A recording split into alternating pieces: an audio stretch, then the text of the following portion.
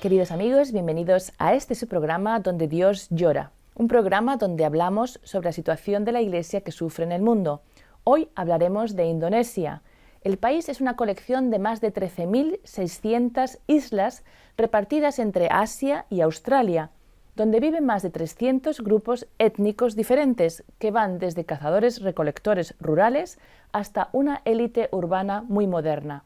Su economía es la más grande del sudeste asiático y además Indonesia es el país con mayor población musulmana del mundo. Tiene 250 millones de musulmanes, la mayoría sunitas. La Iglesia Católica ha tenido un papel destacado en su historia desde la llegada de misioneros durante el periodo colonial portugués. Para saber más sobre los desafíos que enfrenta la Iglesia en este vasto país, es un honor para mí dar la bienvenida hoy aquí al padre Beni Subito, sacerdote de la diócesis de Surabaya, en Indonesia. Padre, muchas gracias por estar aquí hoy con nosotros. Hola María, gracias. Bien. Padre Beni, habla usted castellano, lo cual es algo bastante extraordinario y por eso hemos decidido hacer la entrevista hoy, aunque hace muchos años que ya no practica el castellano, ¿no? Sí. ¿Dónde lo aprendió? Yo aprendí en Pamplona cuando estudiaba mi teología allí, en Pamplona, 4 años, 2 años para licenciatura y 2 años para doctorado. Y ahora vivo en Indonesia, en Surabaya, como profesor en seminario. Da clase a los seminaristas, muy bien, cosa muy buena en Indonesia. Güey. Usted me contaba antes que lleva 13 años como sacerdote. Sí, es verdad, sí, 13 años. Güey. ¿Y da clases ahora en el seminario en Surabaya? En Surabaya, sí. ¿Cuántos seminaristas tiene usted ahora? Tenemos ahora 38 seminaristas de 3 diócesis, Surabaya y también Ketapang. Ketapang es de Borneo y luego Sanggau es otra diócesis de Borneo, de la isla de Borneo. Sí, bien. Luego hablaremos un poquito más de Indonesia como país. Vamos a ver también una película, un pequeño vídeo, porque para muchos de nuestros espectadores y muchos de nuestros oyentes es un país muy desconocido, ¿no? Indonesia, como he dicho, está muy lejos de Latinoamérica, muy lejos de España. Cuéntenos un poquito, quizá, porque como he dicho yo, la mayoría es musulmana bueno, son islas, muchas islas, pero la mayor parte de la población en Indonesia es musulmana. Los católicos son una minoría. Sí, es verdad, sí. Es verdad que la mayoría de religión, ¿no? Es de musulmanes ahí, 87% de la población de Indonesia, y luego los católicos solo 3% de ellos, y hay 6 religiones oficiales, Islam, Católico, Protestante, y luego confucianismo, budismo y hinduismo. Bueno, la mayoría de los musulmanes nosotros llamamos como Islam Nusantara, Nusantara quiere decir que Nusantara es también Indonesia. Entonces los musulmanes viven como Islam de Indonesia. Entonces no como Islam de Arabia o como en Oriente Medio, sí. Oriente Medio, sí. Entonces la gente quiere vivir con la cultura también, como nosotros los católicos que inculturación, ya. Pero luego en algún tiempo, 10 o 15 años antes, hay algo que un poco cambió, porque hay mucha gente de Árabe vienen a Indonesia, entonces algunos quieren cambiar nuestro fundamento filosófico y quieren cambiar como hacer un país Islam como esto, pero gracias a Dios que con nuestro fundamento de Pancasila se llama, entonces podemos mantener bien, ¿no? Nuestra vida, ¿no? Y con la vida en Indonesia. Bueno. En un país tan dominado por el Islam, por los musulmanes, ¿cómo fue encontrar su vocación? Desde pequeño yo quiero mucho para ser sacerdote como esto, porque yo vi yo vi mi sacerdote, mi párroco, entonces me parece bien como sacerdote y puedo ayudar gente y puedo proclamar evangelios como eso, evangelizar gente y puedo hacer una cosa para ayudar a la iglesia como esto, porque desde pequeño yo siempre vivo con la iglesia, el párroco, como el ministro, ¿no? Sí, como monaguillo. No, monaguillo, sí, es verdad, sí, entonces es casi cada domingo como esto, sí, muy bien. Sí. ¿Su familia es católica, pues? Sí, sí. ¿Y qué origen tiene? Porque, como decimos, hay muchas mezclas de religiones. Hay hinduismo, budismo, confucianismo, musulmanes, católicos, protestantes. ¿Su familia ha sido desde hace generaciones católica? No, no, no. Antes es como confucianismo y luego me parece mi madre también protestante. Mi padre es primera persona que en mi familia como católicos, se convirtió católicos, sí. Y luego mantener bien su fe en la familia. Entonces ahora yo con mi familia todo es como católicos también ahora, sí. ¿Y como iglesia tienen dificultades ustedes como minoría? ¿Qué son? Y depende de la región donde vive la gente. Por ejemplo, yo vivo en Surabaya, bien, sí, pero a veces lo difícil es como cuando construir una iglesia, ¿no? Entonces es muy difícil porque los musulmanes no quieren. En los indonesios no se puede distinguir entre católicos y protestantes. Entonces a la gente que dice, tú ya tienes mucha iglesia, pues, pero ellos no entienden bien lo que católicos y lo que los gente de los protestantes. Eso es el problema también. Entonces tenemos que explicarlo, ¿no? Claro, lo mezclan todo y entonces les parece que ya hay muchos templos protestantes que para qué queremos más iglesias. Eso es, claro. Sí. Padre, vamos a hacer una pausa y vamos a mirar, porque creo que es muy importante también ver, ¿no? Hemos preparado un pequeño vídeo para enseñar a nuestros espectadores y a nuestros oyentes la situación en la que usted vive. ¿De qué país viene usted? Gracias, sí.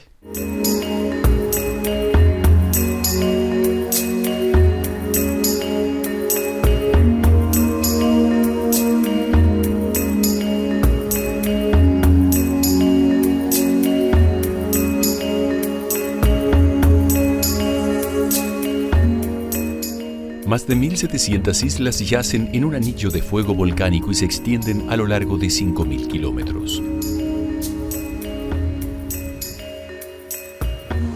Un país de 250 millones de personas en donde se hablan más de 700 dialectos.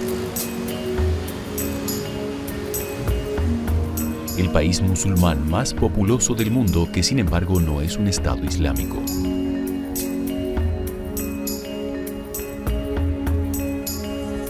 Ubicada en el sudeste de Asia, entre las aguas del Océano Índico y el Pacífico, Indonesia ha estado habitada desde los tiempos del Homo erectus, conocida como Java Man, quien vivió en esas islas hace 1,5 millones de años.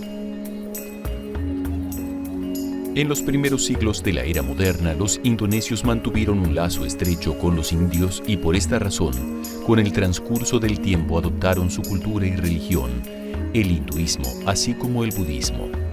La evidencia puede encontrarse en los templos de Prambanan y Borobudur y sobrevive hasta el presente. Durante el siglo XIII, los comerciantes árabes trajeron el Islam a estas islas y con el tiempo ganaron un número de seguidores que fue incrementándose. Durante el siglo XVI, la búsqueda del clavo de olor y madera de sándalo atrajo al archipiélago a los portugueses, seguidos por los españoles y los holandeses. La Compañía Holandesa de las Indias Orientales subyugó a la mayoría de los países de Java y controló el comercio de Indonesia con el propósito de anexar al país como colonia holandesa.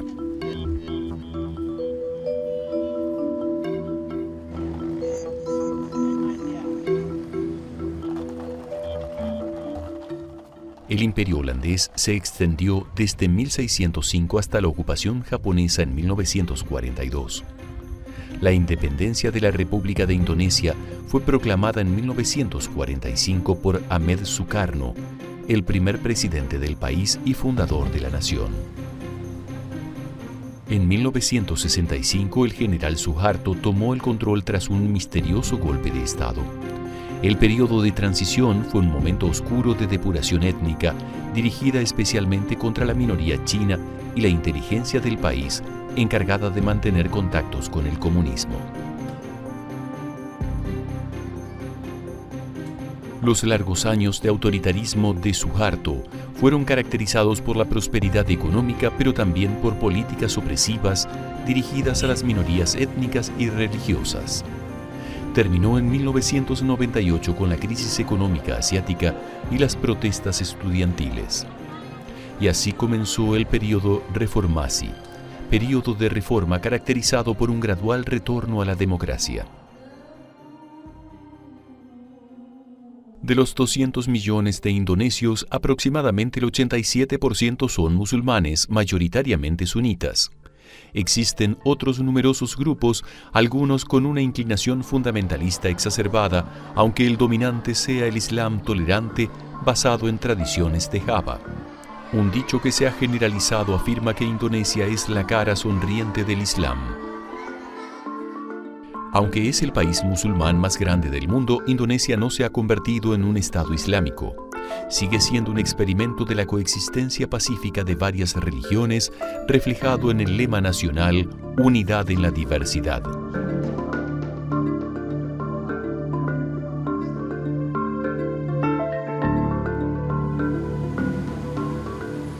Pero este no es un país laico.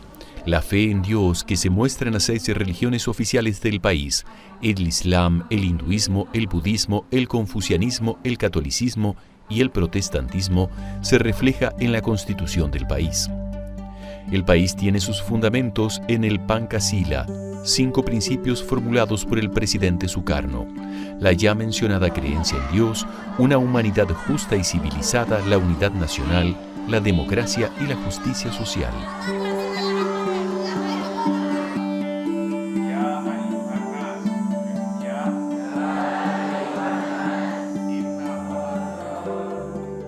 Muchas gracias. Aquí estamos de nuevo en el estudio donde Dios llora, hablando hoy de Indonesia. Padre, hemos visto esta realidad tan compleja, nos había contado ya, muchas religiones que viven juntas, pero de todas maneras es un país donde los musulmanes son moderados, tienen una propia idiosincrasia. Ustedes no tienen muchos problemas con un islamismo fundamentalista como en otras partes del mundo, ¿cierto? He dicho antes que es muy difícil, ¿ya? Depende de la región de Indonesia. Bueno, en la isla Java, por ejemplo, que en oeste más tiene dificultad con los fundamentalistas, ¿no? Allí, pero en este mejor, porque en Indonesia, lo que he dicho antes, que hay organización muy grande, como se llama Nahdlatul Ulama, más como más cerca con la gente en Indonesia, y entonces intenta para vivir como Islam Indonesia. Entonces ellos mantienen bien como vive como musulmanes con otras religiones. El trato con otras religiones. Otras religiones. Pero luego, cuando viene, me parece 15 años antes, que muchos fundamentalistas que vienen a Indonesia quieren cambiar esto. Entonces, entre ellos luchan, ¿no? Porque musulmanes tienen también mucha denominación como nosotros también, ¿no? Como protestantes que ya durante 15 años, me parece, es muy difícil para nosotros también cuando los fundamentalistas vienen y quieren cambiar Pancasila, quieren cambiar los fundamentos y todo. Sí, vamos a hablar de esto de la Pancasila, vale. que es muy importante porque Sí. creo que define el por qué en Indonesia, a pesar de tener semejante cantidad de población musulmana, hasta ahora era uno de los ejemplos de paz y de diálogo interreligioso, que se basa en esta, que usted me ha dicho que se escribe Pancasila, pero se pronuncia Pancasila. Pancasila, sí. Pancasila. Y esto, si tengo bien entendido, se remonta a 1945, donde el presidente Sukarno, ¿no?, promulgó este fundamento filosófico del Estado indonesio, que se basa en 5 puntos, ¿no? Los voy a leer brevemente, ¿no? Que es creer en el único Dios, humanidad justa y civilizada, la unidad de Indonesia, una democracia guiada por la sabiduría interior y la justicia social para todas las personas de Indonesia. Estos son como las 5 columnas básicas del fundamento filosófico que se uniría en esto que le llaman Pancasila, que es también el fundamento de Indonesia como país, ¿no? Sería. Sí, es verdad. Sí. Y esto es lo que ha hecho o ha llevado a que este país viva aunque dice que hace unos 15 años ha empezado a haber problemas, pero en principio una situación bastante homogénea y de unidad entre todas esas 6 religiones, ¿no? Sí, es verdad. Sí, entonces Pancasila es como principios, como fundamentos filosóficos de Indonesia. Entonces la gente en Indonesia quiere mantener para vivir con toda gente, porque antes como un país Indonesia, Indonesia tiene muchas religiones, 5 religiones, y luego un presidente se llama Abdul Rahmat Wahid, intentar para añadir religión como se llama confucianismo. El confucianismo. Porque muchos chinos ahí, la gente de China, que quiere vivir antes. Para ellos es difícil cuando quiere mantener su cultura. Entonces, este presidente, Abdul Rahman Wahid, mantener esto. Bueno, 5 principios en Indonesia. Primero es como creer en único Dios. Es muy bien porque todos nosotros quieren vivir juntos con la tolerancia entonces, para vivir con otras, porque cuando hablamos problemas en Indonesia, entonces hablamos también, nosotros somos igual, nosotros como la gente religiosa que tiene Dios, entonces ¿para qué tenemos lucha cada uno, ¿no? Segundo, la humanidad. Humanidad quiere decir que, bueno, nosotros somos humanos, ¿no? Entonces, ¿para qué luchar, ¿no? Es mejor vivir bien, que Dios da a nosotros como la gracia, vivir bien, entonces, para respetar cada uno, ¿para qué no? Y también es humanidad, ¿no? Tercero, la unidad. La unidad quiere decir que, bueno, aunque nosotros tiene muchas culturas, muchas religiones, pero nosotros somos humanos, ¿no? Las culturas distintas. Las culturas, sí. Pero hay una unidad, como país. Como país, como humanos, ¿no? Como personas. Como personas y creer en Dios también. Entonces esto, el principio. El 4 es de democracia, ¿no? Entonces democracia como otros países, ¿no? Si tenemos problemas, vamos a solucionar juntos problemas, ¿sí? Como esto. Esto también porque la cultura es muy fuerte en Indonesia, entonces la gente quiere vivir bien y mantener la cultura, ¿sí? Entonces no primero hablamos sobre distintas religiones, vamos a hablar como humanos, como personas. Primero lo que une. Sí, lo une, sí. Entonces, cuando tenemos problemas, vamos a discutirlos bien. Esta es la democracia y la política también, sí. Entonces, tenemos que elegir presidente como esto, ¿no? Es como todo el mundo ahora, ¿no? Sí. Y lo último es la justicia social. Sí, justicia social. Entonces, la economía, tenemos que como nosotros juntos, entonces, ¿cómo podemos vivir bien económicamente? Entonces, podemos hacer justicia social. Bien. Sí. Yo creo que es un ejemplo bonito de cómo se puede crear un país tan, como usted dice, multicultural, multireligioso, pero basado en unas columnas que una al país como sociedad. Luego ya se puede ver, creo que es un programa que se podía copiar en muchos países. Quiero enseñar ahora cómo es la Iglesia Católica. ¿Vale? Vamos a ver un pequeño vídeo sobre la realidad de la Iglesia Católica en Indonesia.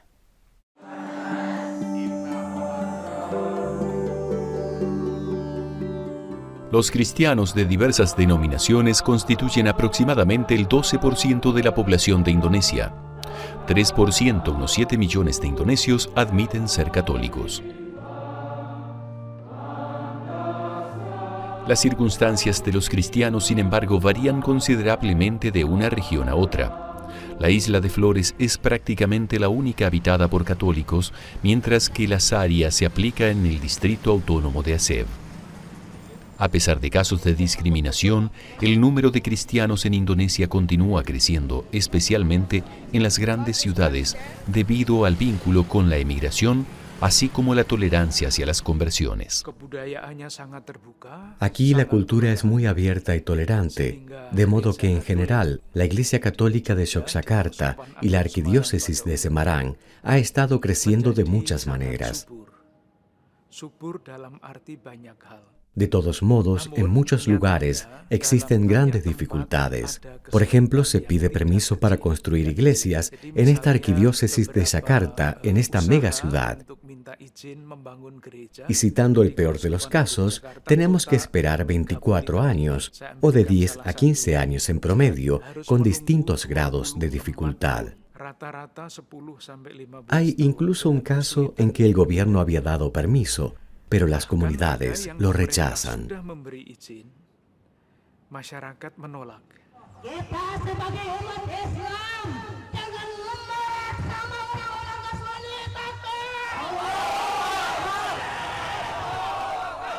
Especialmente en Java Oriental hay problemas con la obtención de permisos para la construcción de iglesias. En la mayoría de los casos no es que estos no prosperan por la oposición de vecinos musulmanes, sino como resultado de las protestas, a menudo hostiles, organizadas por grupos radicales, pero sobre todo por un prolífico número de obstáculos formales que ponen las autoridades locales. El estado de deterioro en el que se encuentra la libertad religiosa fue remarcado en un informe de Human Rights Watch publicado en 2013, que criticó duramente al anterior presidente Susilo Bambang Yudhoyono por su negligencia en los evidentes casos radicales de abuso de los derechos humanos y se le describe como corresponsable de la persecución de las minorías religiosas. Grandes esperanzas, en cambio, vienen con la elección del joven presidente Joko Widodo, quien ganó simpatía en masa entre los indonesios.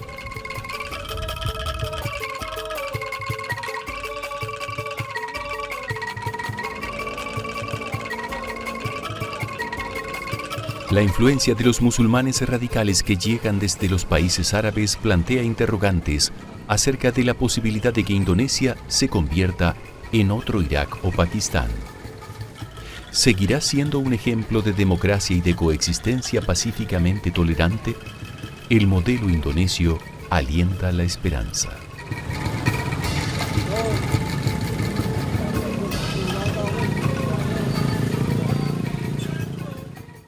Gracias, estamos aquí de vuelta en el estudio con el padre Beni. Padre, a pesar de que están en un país muy multicultural, con una minoría católica, hay muchas vocaciones en Indonesia. Sí, es verdad. Bueno, vocación, gracias a Dios, porque los católicos me parece bien, ¿no? Porque vive también en la sociedad y ayuda el país también. Entonces, por eso los jóvenes ven bien la iglesia.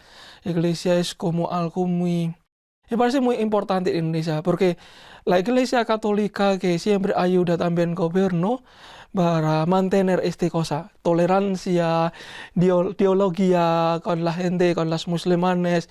Entonces, gracias a Dios que tenemos algo esto. Y los católicos también muy fuerte al gobierno, al país, porque muchos expertos, ¿no?, en Indonesia vienen de nuestra comunidad.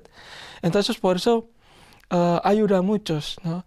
Y por eso los jóvenes que pueden ver que Indonesia es como el país todavía misioneros, ¿no? Entonces, como Papua, como Isla Flores y como Sumatra. Entonces, los jóvenes quieren. O sea que, por lo que entiendo, en la misma Indonesia tienen ustedes zonas de primera evangelización. Sí.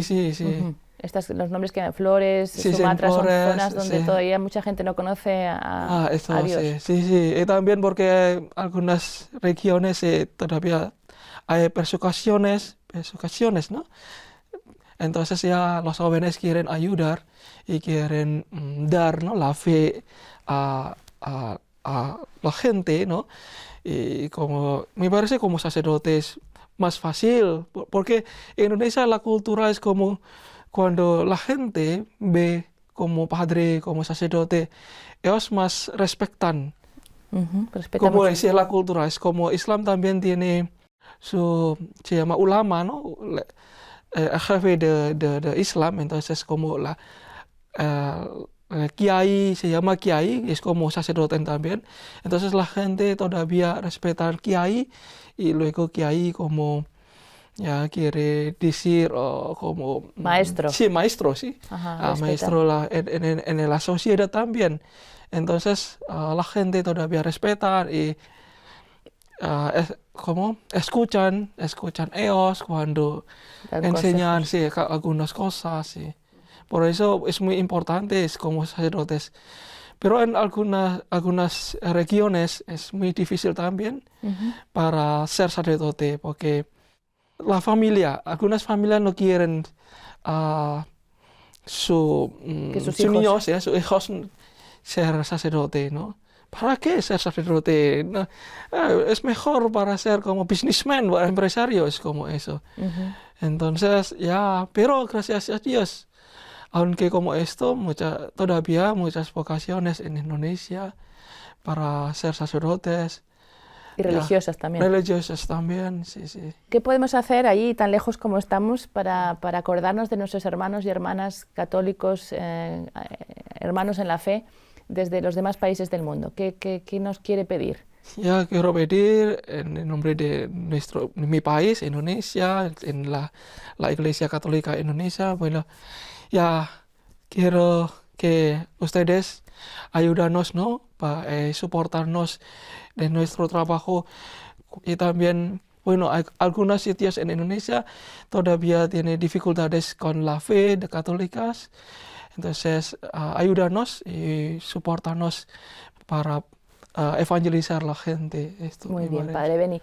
Le voy a pedir, como final, que nos diera la bendición ahora en su idioma nativo. Bueno, gracias. ¿Cómo se llama el idioma? Bahasa Indonesia, bahasa, sí. Bahasa, pues Sí, sí. en Bahasa.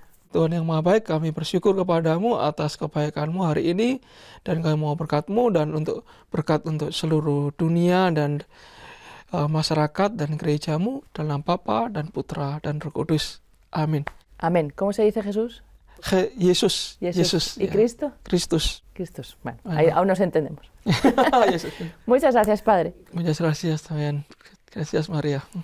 Y muchas gracias también a ustedes, queridos amigos, por haber seguido su programa Donde Dios Llora.